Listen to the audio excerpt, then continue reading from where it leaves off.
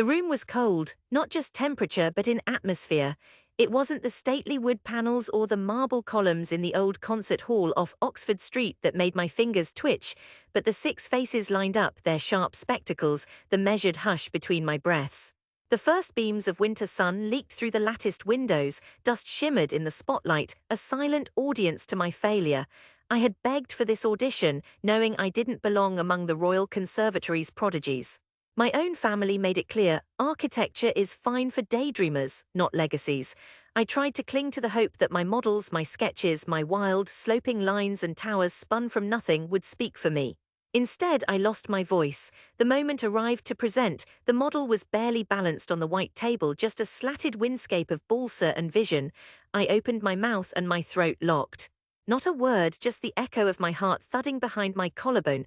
Each jury member watched me, unflinching. One youngish woman, maybe a decade older than me, offered a little encouraging nod.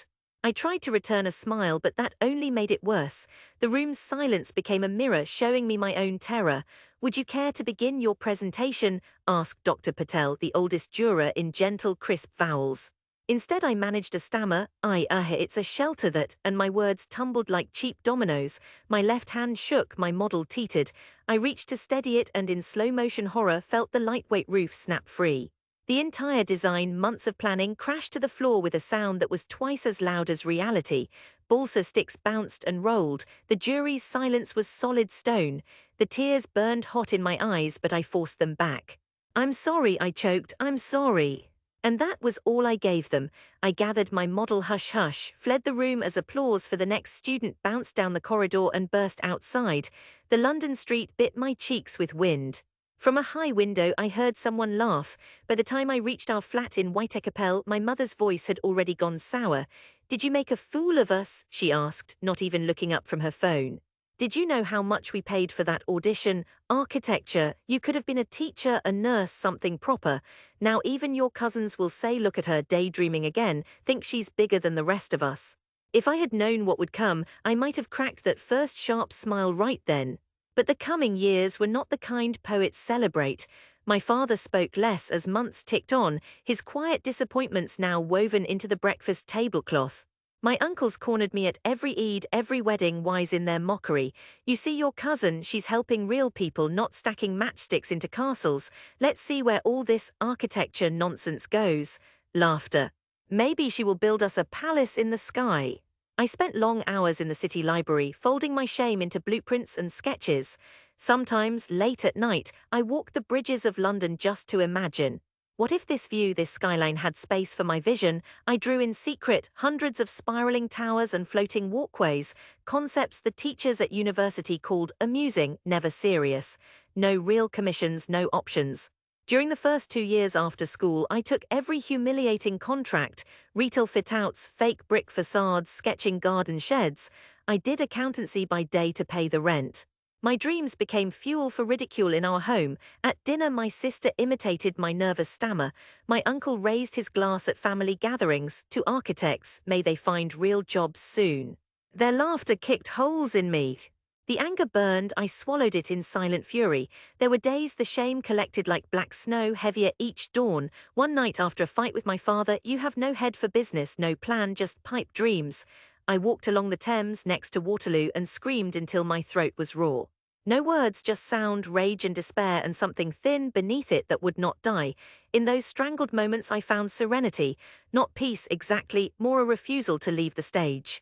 I would not hand my passion to their laughter. Some part of me decided, make it or break in trying. I started working for an older architect named Mrs. Gittens, who ran a battered studio in Dalston. There wasn't much money, rent was late, the roof leaked, the coffee was always cold, but she saw my models and asked real questions. "Why do your roofs slope this way? What are you saying here?" She liked to take long pauses. Then she'd say, "Try again." One winter she handed me an envelope, thin paper, trembling in her old hand. "There's a competition," she said. "The city is reimagining the East End, wants a youth centre where the old church burned down. Don't laugh, they need new eyes, new lines." My hands shook as I took the envelope. Every night for 2 months I drew. I remembered every cruel word, every cold breakfast, every sneer at the family table, and built a place for that anger, transmuted it into curves and spaces. My concept was light, literally, skylights, tall windows, arches for sunlight and shadow to dance, a slice of the London sky for kids from council blocks. I sketched, built models from whatever I could find, abandoned timber, broken glass, odds from the workshop. The deadline came, I submitted my concept under my own name, then tried to forget. I made tea for Mrs. Gittens when she had hard days. I fixed the studio roof in the rain. Each week I went home and took the mockery in silence, letting serenity coat my anger. Then, in late March, the letter arrived. It was the city council. They'd shortlisted me, a nobody whose model had once shattered before a jury. They wanted to see my designs. They wanted me to present. I called Mrs. Gittens numb. "Read it to me," she insisted. When I finished, she said, "Now make sure you speak this time." The memory of failure clung as I walked into the council hall. It wasn't grand, just a long boardroom scattered with coffee cups. In the doorway I took a breath, fingers looping around the straps of my model box. "We're eager to see what the young designers have for us," said a man in a red jumper. He wore his hair wild, professorly, not unkind. I set up my model, tall, fragile ribs of birch, arched with salvaged glass for a roof, open courtyards to catch the rain. I didn't look up, but I spoke. Each word was a knot untied from years of silence. It's a space for new starts, a sanctuary for anyone told you can't. There are rooms for music, for art, for dreaming. The arches use glass because I wanted to let in sky. Nothing feels more possible than light. I built the model from found timber, the stuff most people throw away. The city has too much that gets thrown away. When I finished, the room wasn't cold. One councilwoman reached out to touch the glass roof. She smiled, a real smile. Months blurred, there were fights in meetings. Council members quibbled over budgets. Some wanted to flatten the design, make it realistic, ugly, grey, blank, but a few kept the faith. My renderings became posters pinned up in the borough office, scrawled with suggestions from local kids. The final plans came together the same way I'd built my first model, scrappy but stubborn. 2 years later, the centre was built. It stood where the ruined church had been, light catching like water in the vast glass roof. There was a garden. Young voices bounced around inside, children, teens, odd quiet grown-ups who just wanted to draw, to sing, to find warmth. There, by the curved glass entrance, was my name, small, modest, but unmistakable. Designed by Fariha Rahman, every cleaner, every volunteer said it with pleasure. Journalists came. My photo was in the Evening Standard. Miss Gittens, white-haired and sharp-eyed, cut the ribbon. "Don't faint," she whispered before I stepped up to thank the crowd, and I didn't faint. When the invitations came in, more projects, more competitions, I took them. Each time I took the risk, carried the scars. Large commissions in Shoreditch, then Liverpool, then Paris. Museums, libraries, non-profit homes. My mother stopped mocking, but the silence was strange, a concession, not pride. My sister bristled.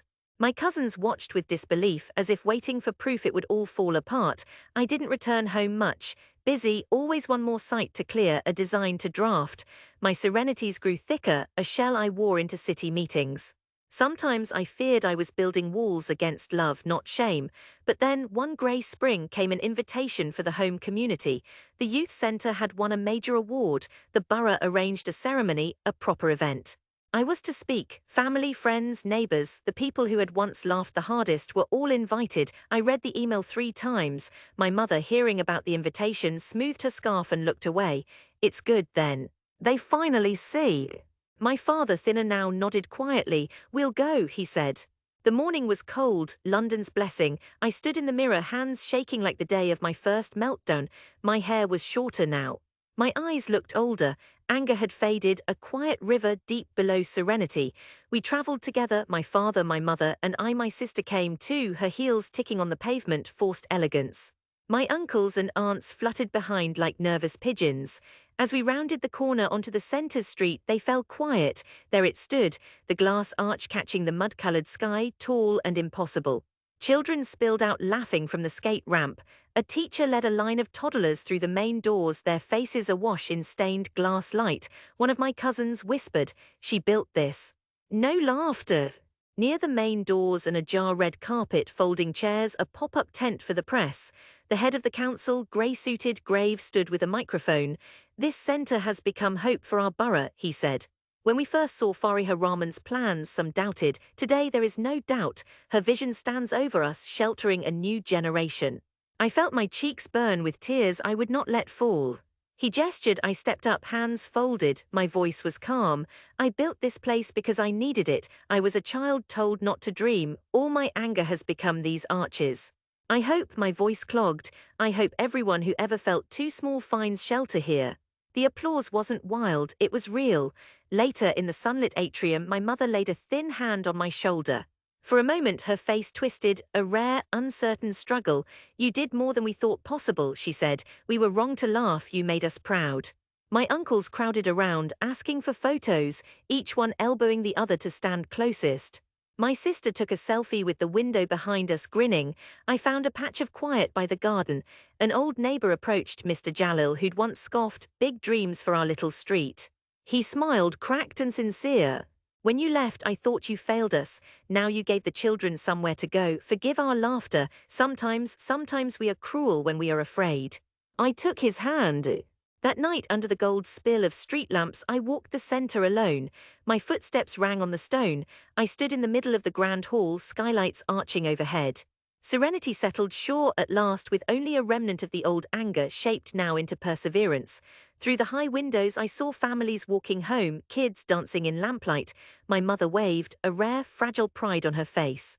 Return does not mean triumph over others, I understood, but the quiet mastery of yourself, anger tamed, serenity earned, the laughter of others finally irrelevant beneath your own vision, solid as glass, sheltering everyone who follows. I belonged here in stone, in light, in home at last.